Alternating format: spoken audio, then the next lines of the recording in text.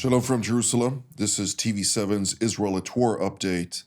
And as we're set to deliberate a whole variety of issues from here in Israel to the surrounding area, it's important to note, as ever, that we mark today day 553 since October 7th of 2023, when the Islamist Hamas and its terror affiliates have committed the atrocities against the people of Israel, murdering some 1,200, mostly civilians, wounding over 4,800 others, and kidnapping approximately 250 people. 59 of them remain in Hamas captivity to date. Now, there is reported progress in talks with regard to a new Egyptian outline. We will discuss that and more, but first I'll introduce our panelists for today, starting from top left, Brigadier General in Reserve Yaron Rosen, formerly the IDF's Chief of Cyber Staff, an Israel Air Force commander, as well as a helicopter fighter pilot. Next to him, Brigadier General in Reserve Doron Gavish, the commander of the Israeli Air Force Task Force Foreign Missile Defense, formerly the commander of Israeli Air and Missile Defense. And last but not least, Brigadier General in Reserve Relik Shafir, formerly an Israel Air Force commander, as well as a fighter pilot. And it's a pleasure to see all three of you. Reports are talking about breakthrough in negotiations.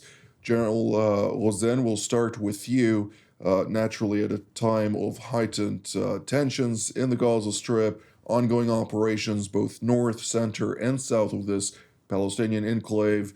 And while the Egyptians have established a new proposal, they have, yet to relay it to the Islamist Hamas, but nonetheless, there is some optimism here in Jerusalem as well as in Washington.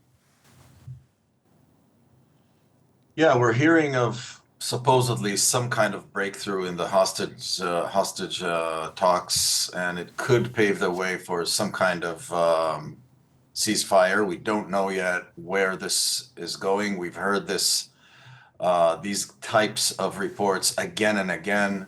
It's a very tough negotiations because we're negotiating with factions, and who knows exactly who we're negotiating with. Only the people negotiating know that, or the Egyptians trying to broker this. It's a very, very complicated situation. And the Israeli hostages, the ones that are alive, and of course the ones that we want to return, all of them, including the dead, back to their families, they really need to get home. I mean, this is something which is turning upside down everyone's stomach again, just right before Pesach, when we're celebrating freedom, our freedom. It is very hard to think about what these young men are going through, and hopefully this raises some hope for moving forward.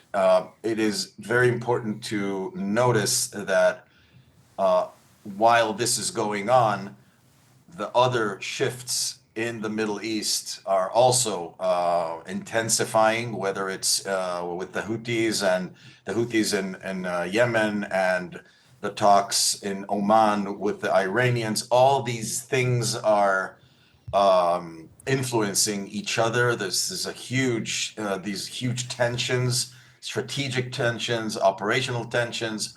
All these things together are putting all the actors in many dilemmas, and everyone is trying to sort of adapt to these tectonic shifts. Some of them will adapt, and some of them will be buried in the cracks between the tectonic plates. So this is a very, very complicated moment, definitely, and specifically in Gaza. Yes, this is something that we will need to monitor in the next 48 hours or so. General Gavish, I'd like to hear from your take, since there is sporadic rocket fire, not on a daily basis, but nonetheless, it does happen every other day, give or take. And therefore, to what degree is the IDF right now, not yet at its highest intensity, obviously, but able to continuing to eradicate the various terror infrastructure, various rocket and other type of munition stockpiles are still being located, but to what degree is this being effective? Well, Jonathan, we could look at the beginning of this war, if we're talking for a second on the threat of rockets toward Israel. The beginning of the war, in one day, the Hamas shot 3,700 rockets toward Israel. This is not the situation today. This is because of the very effective job that was done by the IDF, mainly the Air Force. And as we always say, there are those four pillars of how to deal with rockets and missiles. And the first one is the attack operations, trying to do whatever you can to deny your enemy to shoot rockets toward Israel. But still, if we would, even if we would be fully controlling the Gaza Strip, at the end of the day, this is a very dense area, very challenging one. Terrorists are still there as long as they are in the Gaza Strip, and they will try to harm us. And this is something that I believe, unless this war would be finished and we'll decide together with, of course, our partners from the United States and our regional partners, what would be the day after, then probably it would be solved. So it is there. I'm not surprised that something is being shot toward Israel, but once again, the number is very short, and now the pressure is even bigger from the Israeli Air Force and the IDF overall. And those rockets, first of all, if something is being shot toward Israel immediately, is being punished, means that the site that the launch was done from is being attacked immediately, and we continuously are looking for those areas with potential rockets over there. But once again, it is not 100% hermetic from the defensive side, but not also not from the offensive side. The Hamas is not the same Hamas. Now they are really fighting like a hybrid terrorist organization. It's not a full organized military as it was. Sometimes it's even much more challenging, the fight, but the pressure is on. Thank you, General Gavish. On the state of Hamas, I'd like to ask you, General Shafir, since Israel has been quite successful in its various operational activities, nevertheless, it did not previously seize territories that has basically allowed this Islamist terrorist organization to reemerge time and again and recalibrate once the IDF troops departed from various territories. This is not the case this time around, and it seems to be quite effective. Yes, the pressure on Hamas, the daily pressure and continuous pressure, including pushing some of the local inhabitants out of their quarters or small towns in order to clear the Hamas from there is effective on the one hand. On the other hand, as time progresses, Hamas becomes part and parcel of the population. So you can imagine some of their warriors or terrorists actually being at home with their family, hiding their weapons under their beds or inside buildings, and just moving around, not shooting, but planting IEDs here and there, landmines as much as they can. And the Israelis, us ourselves, were picking most of them through reconnaissance and other means and dismantling them. Ever since this operation began, we've had no loss of life, by the way. Treading very carefully into those zones. Our soldiers have gained a lot of experience in doing that. And so we try to reduce the number of collateral damage and are able to do so in spite of accidents here and there. in quite an impressive manner. This puts a lot of pressure on Hamas, who cannot really launch any meaningful attacks and have to shoot out of hiding, more like I would say a criminal town rather than a full-blown terrorist organization as it has been. And as we can diminish more and more of this, it improves the chances that Hamas will come to terms as far as the hostages are concerned. Well, that's what we're all are praying and hoping for, naturally. Let's shift gears northward. General Zen, when we're talking about the situation in Lebanon, the ceasefire seems to hold. The mechanism is relatively effective. The IDF is enforcing the ceasefire vigorously. But nonetheless, we are hearing voices now coming out of Hezbollah, including a member of parliament just the past 72 hours, stating that Hezbollah hopes to coordinate with the Lebanese authorities a new defensive strategy to confront Israel, since Israel, in its perspective, needs to be pushed out from the 5 points that it maintains in Lebanon, calling Israel, of course, the aggressor, irrespective of the facts on the ground and the historic facts that Hezbollah, without any provocation, launched an attack on Israel on October 8th in order to, of course, force Israel to split its forces between North and South following the atrocities of Hamas on October 7th. What should Israel's response be to this? Yeah, I mentioned that we are in a sort of a strategic earthquake zone. So alliances, deterrence models, and doctrines are being drawn like in real time. So the region's old maps, some of them no longer apply. Every player is recalibrating, and this is fog. We're in deep fog and shifting power and purpose. So Hezbollah is looking for its new purpose. It's looking, downwards to southwards towards Israel and trying to sort of solidify the new narrative internally in Lebanon.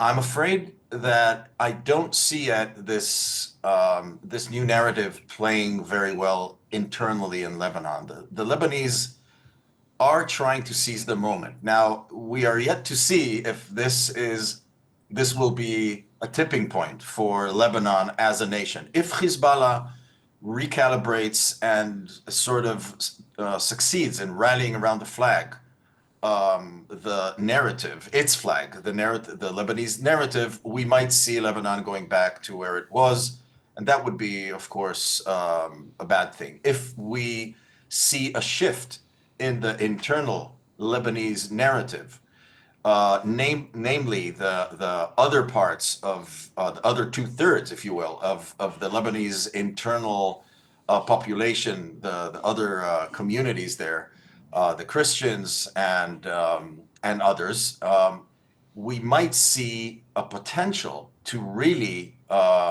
stage Lebanon as the next forefront of change in the Middle East, namely working with Saudi Arabia, maybe helping Saudi Arabia also to change its narrative of how to move forward in this ever-changing playing field. So everything we're seeing, how Israel strikes in Lebanon, in Syria, what we're hearing from the Saudis, every strike, every negotiation, every oil price change is a part of a broader recalibration of, regional control and influence.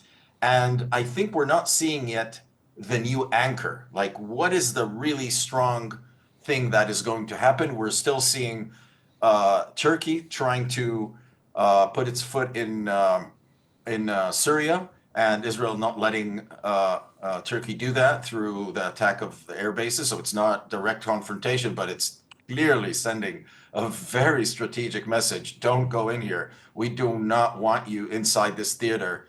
It is too close to our zone. And again, this message also influences Lebanon. So Lebanon is sort of still in the middle of all of this, and we are yet to see where it will go as a nation in transformation. Indeed. General Gavish, I'd like to hear your take briefly on this, since I'd like to hear specifically on the arsenals or the capabilities of Hezbollah, since from what I can recall, roughly three-quarters of basically Hezbollah's strategic munitions, surface-to-surface capabilities have been eradicated in the war with Israel. To what degree does that impact its capacity to reflect power outwardly beyond the borders of Lebanon, since its militants are obviously still quite a sizable and war-capable group, but nonetheless, it doesn't have the tools anymore to really sustain a full-fledged operation? Well, Jonathan, if we again compare the Hezbollah of 7th of October and Hezbollah of today, this is a completely different organization. The structure is a bit, or the way that it is mobilized, I would say, it's completely different from what we saw on the 7th of October, and also the arsenal is completely different. We're talking about 30% of what they had. This is what is left. This is the estimation number that is being around. So it means that they still have some capabilities, but it is not even close to what they had in the beginning. We have to remember that we were planning here in Israel 3 days without electricity, hundreds of people that would be armed, and thousands of rockets that would be shot daily. But after the 2 massive days of strikes by the Israeli Air Force, they couldn't do it even during the war and during the, I would say, hottest day of the last war. In their peak, they could shot toward Israel 350 rockets, and that was it, without really damaging severely almost nothing. In Israel, vast majority of what they've sent was intercepted. Others fell in open areas. They did do some damages, of course, but significantly different numbers from what we expected before the war. So this is, if we're talking about the rockets and this kind of means. We also have to remember that the Hezbollah was deployed on the northern border of Israel. Within the 10 kilometers from the Israeli border, they were there. They had their bunkers, they had their tunnels, everything was ready. The Rajuan force was basically ready to penetrate into Israel and to invade and to take cities and towns, and with thousands of soldiers that were deployed in this area. They're not there anymore. They've been pushed over the Litani River, which is much more than 10 kilometers from Israel. There is some Hezbollah people that are still over there, but once they are doing any military actives, Israel is basically enforcing the agreement that we had with Lebanon, and they are being struck by the Israeli Air Force. So completely different situation from their point of view. We also have to remember that they've been blocked also from the Syrian border, that they cannot really bring into Lebanon ammunition to rearm themselves because of the Israeli Air Force, but also because what happened in Syria, and the forces now that are in Syria are against the Iranians, and so this is also something which is being blocked. They are trying to do something from the Navy, from the naval routes now, but they are continuously being blocked. So from a military point of view, the Hezbollah is much more weaker than it was before, probably in its weakest point in the last 20 years. Thank you, General Gavish. I'd like to point out that there are new routes that Hezbollah is utilizing for the purpose of transferring both munitions and finance from different locations. And on that, General Shafir, Turkey is apparently aware of Iranian activities of transferring finance, so funds for Hezbollah through its airports. It's not even turning a blind eye. It's allowing that to happen with understanding of this happening. Iraq, the central Baghdad government of Iraq, is also permitting Iran to exploit its territory. No surprise there. Libya and Sudan using munitions transfers from Libya and Sudan, which raises also questions to what degree are the Russians involved in this? Well, there are no vacuums in life, and certainly not militarily. Turkey is trying to bolster its position in Syria, being the the supporters of al-Julani, who's the current leader in Syria, and so they've moved their forces more to the northeast, where they had trouble with the Kurds, and they're trying to establish some control as far as Palmyra, which is in Hebrew Tadmor. There's a large base there called T4 where they're trying to gain control of.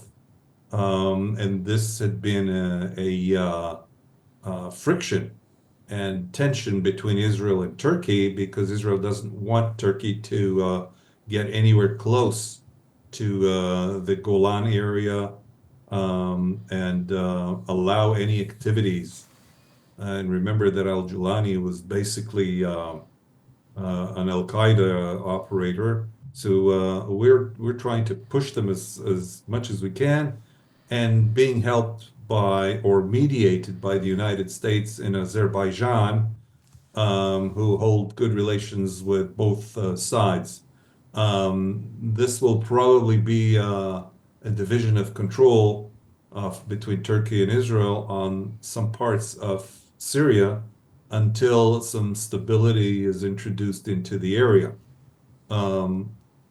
Whether the Turks are allowing the Hezbollah to get support from the Iranians, that is an interesting question, because Turkey and Iran are friends and foes at the same time.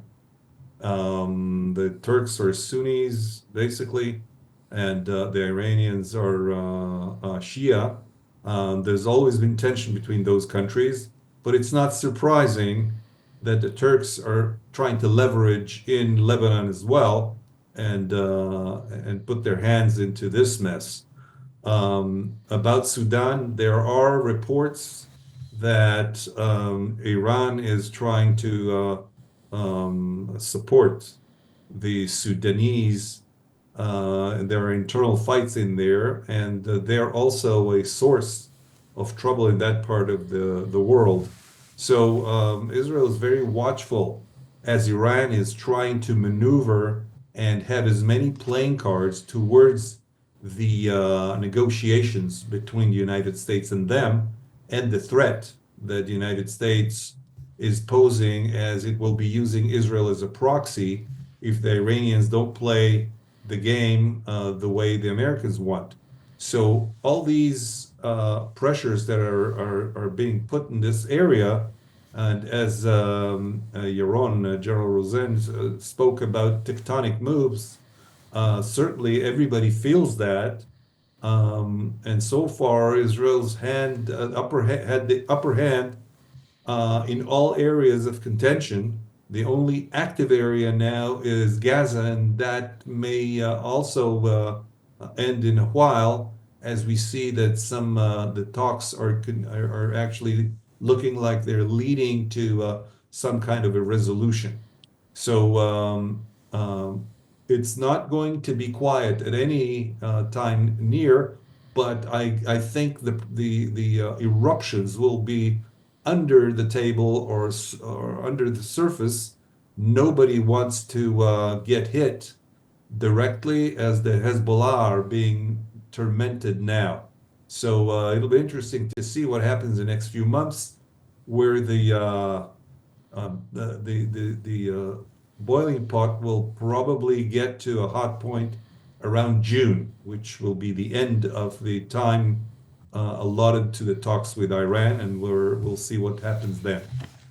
Absolutely. Well, we won't have time to discuss the Iranian talks, but they haven't yet happened. So let's find out after it actually happened what takes place. I will point out just a couple of things that you mentioned that I think that are very important. First of all, the matter of funds transiting through Turkey into Lebanon is a fact which I personally corroborated. So that does indeed take place. With regard to the Syrian front, naturally, the Turks are there, have been, as you mentioned, rivals of Iran in that sphere of influence, including in Iraq, by the way, where the Iranians have, of course, pointed to the Turkish involvement also on a number of occasions, which drew ultimately the Turkish foreign minister Hakan Fidan to level also a concrete warning to the Iranians over their intentions for Syria, saying that just take the loss, in other words, and we'll keep it at that. But with regard to Sudan, we are having still a very significant fight between Abdel Fattah al-Burhan, the head of the military council, and the actually established army, which is currently backed both by Egypt and Iran, which is quite interesting. The Iranians have been deploying there quite significant munitions, to include, of course, the Shahed 136, utilized by al-Burhan's forces against the rapid deployment forces of Hatemi, and Hamiti, and Hamiti is backed, among others, by the Muslim Brotherhood and Turkey, and part of Jaish al-Watani that was basically utilized to conquer Damascus and Aleppo.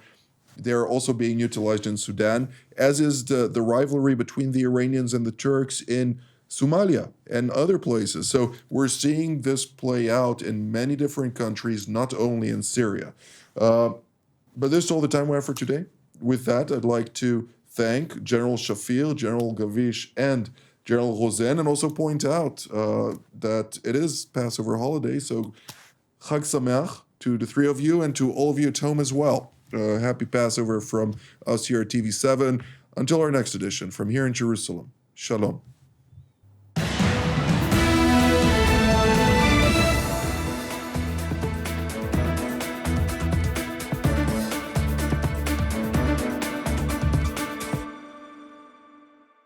Israel has launched operations on Vladimir Putin. helping Iran develop its. We have logic, we have rationale, we understand how the system operates.